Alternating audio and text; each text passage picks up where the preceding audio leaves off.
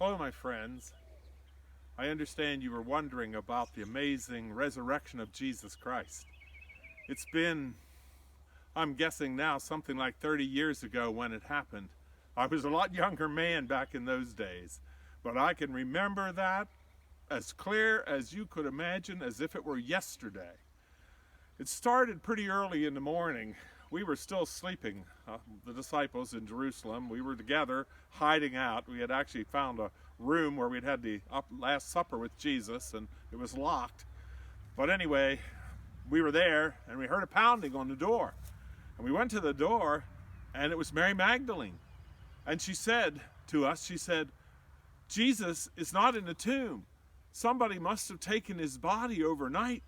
We don't know where he is. I went there with the other women this morning, and we couldn't find him anywhere. And we don't know what's happened." Well, this was quite amazing news to us. It was the last thing we expected could happen. I mean, we had been there in Jerusalem and seen him teach, and when I think about what he went through just previously, how he had been crucified, and how we had all abandoned him, and how I had denied him 3 times in the garden of the high priest's house, and now this, we just couldn't understand what had happened. So John and I decided we would go, and so we hurried off to the tomb, and we ran. Now, he's a bit younger than me, and he got there before I did. He was looking in the tomb. It was one of those kind of low down, like a door. The stone had been rolled back, and he was kneeling over and looking in. And when I came up, I just had to see what was going on. And so I got down and I went into the tomb. And all that was there were the grave clothes. I mean, there were the winding strips that were used and the large sheet that had been provided by Nicodemus and Joseph of Arimathea when they buried Jesus. And they were just there, all kind of very neat. I mean, the wrapping clothes were a mess, but there was the overcloth, and it was just very neatly folded. I didn't know what to make of it. John, when I came out, John wanted to go in too, and so we went back in and we looked at things again, and when we came out, he started talking to me and telling me that he believed that maybe Jesus was alive. I looked at him. I said, "John, you were there. You saw him die. How could he be alive?" But John said to me, "Don't you remember what he told us?" And he kept telling us over and over again. He told us that based on Old Testament prophecies and everything that we knew about the Messiah, and we had thought Jesus would be the Messiah, we just didn't understand that he had to die to bring the hope and salvation to the world. But he said, remember how he tried to teach us how the Old Testament, the prophets Isaiah and Zechariah and others, how the Messiah had to come and had to suffer and had to die. And you remember how he always said on the 3rd day he would rise again? He said, don't you remember when we were up on the mountain and he was talking to Moses and Elijah, and how they were talking about what he was going to do in Jerusalem and how he was going to give his life there? And then you had to open your mouth. John said, well, I did. Yes, I did. And then things all kind of changed all of a sudden. Jesus had been in shining white clothes, and all of a sudden it was only Jesus there, and we heard a voice from heaven that said, "This is my son, you listen to him." And that was the end of that experience. So we're headed back to the upper room where the other disciples were, and we come in and we tell them we found it just like the women said, that the tomb was empty. And John said that he saw the grave clothes there, and he was fully convinced that Jesus must have risen. And about that time, we heard another knock on the door, and in comes Mary, and she said, "I've seen him, I've seen him, I've seen him." She was so excited. And the other women came as well. They had seen him too, and they had seen angels, and they started to tell us these stories. I'm telling you, it was incredible. You had to be there. You just couldn't believe it. It was so, what can I say, so unreal. I didn't know what to think. I remembered what he told us, and I remembered the scriptures that he used, and how he said that Messiah had to go to Jerusalem, and how he had to suffer and be rejected, and how he had to be crucified, how he had to die and lay down his life, and that on the 3rd day he would rise. I did remember him saying that, but I thought he was talking about on the third day after we came, he was going to establish his kingdom. But I don't know, so many things were going through my mind at that time. I honestly didn't know what to think. So I went out. What was really on my mind was the fact that I had denied him 3 times. And if he is alive, how could I face him? The night when we had the Last Supper, I said to him, I will go to the judgment with you. I will go to prison with you, and if I have to, I will die with you. I even had a sword that I took to the garden to try to protect him and save him. And when I tried to use it, he told me, put up your sword. Those who use the sword will die by the sword, he said. So I'm thinking about how I had denied him. I was not worthy of him. And I went out and I wept and I wept and I wept, because it all came back to me. How in the garden I had denied him, and I wept that time too, because at the very moment I denied him the 3rd time and the rooster crowed, he was passing through part of the high priest's house, and he looked out at that very moment. No coincidence. He looked out that very moment, and our eyes met, and I remembered what he told me. So I went out to some private place to try and gather myself and see what I could make of everything I'd been hearing from the women. So I went back, headed back anyway, and on my way, he met me. He met me.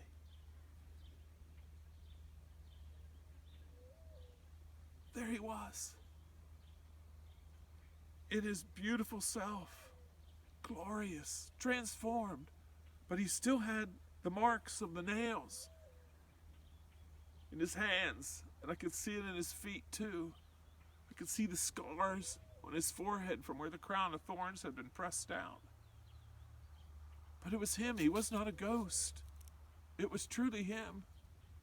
And he spoke with me, and he told me I was forgiven. He knew that my spirit was willing, that my heart was good, but my flesh was so weak.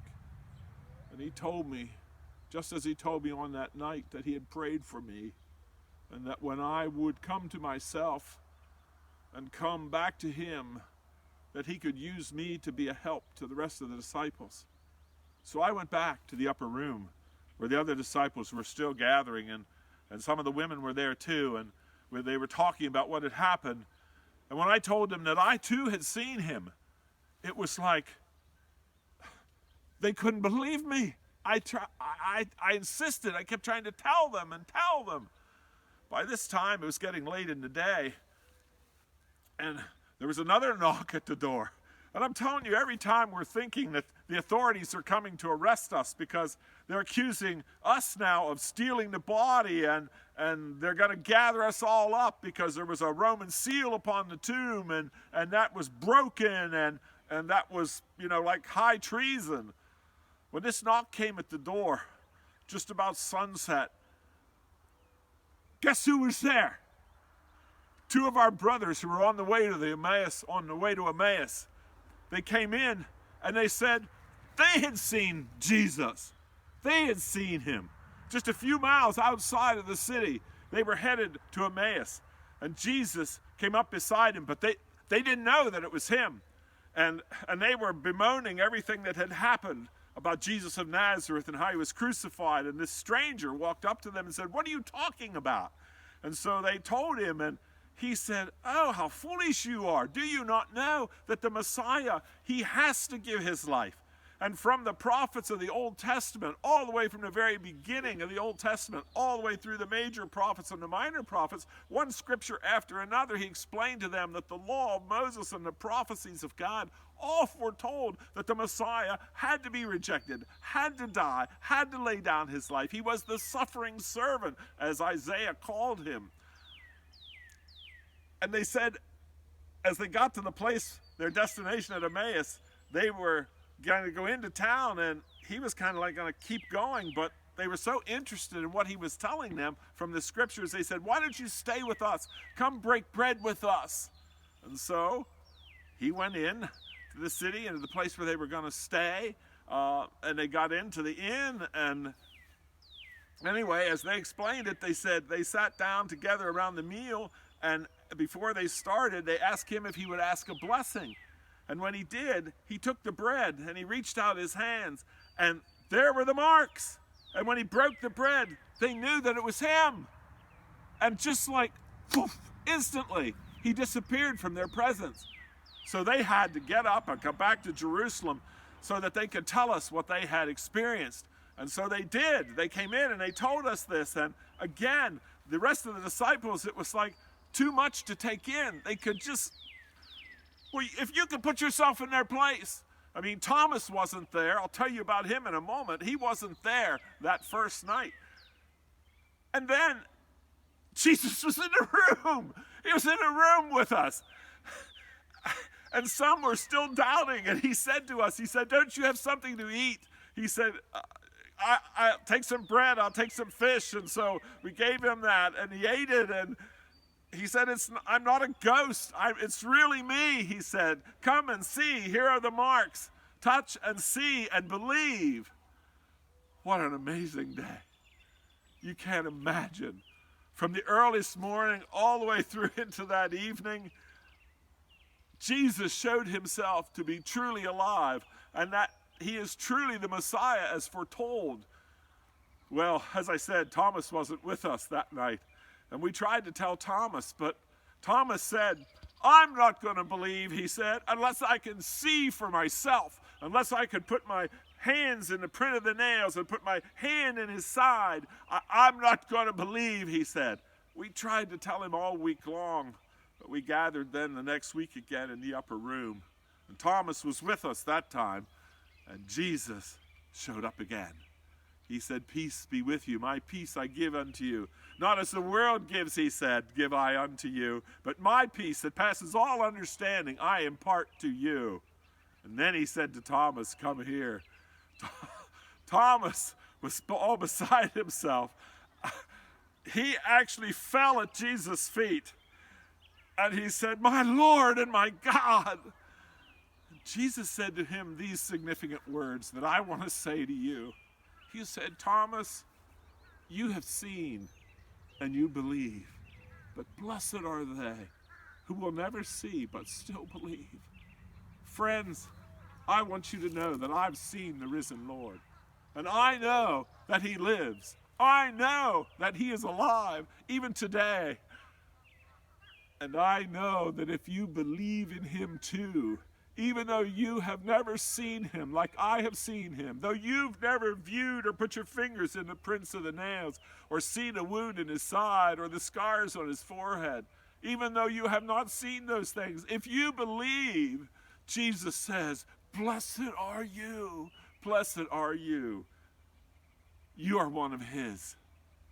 He died for you. He loves you. And if you believe in him, you can know that he is with you always, even unto the end of the age, just as he promised unto us. And I tell you this, he is coming again. He said, if I go and prepare a place for you, I will come again, that where I am, there you may be also. So brothers and sisters out there, know that he lives, that he loves you, and that he's coming for you. So be patient, wait upon him, serve him, love him, and keep believing, for he is risen. He is risen indeed.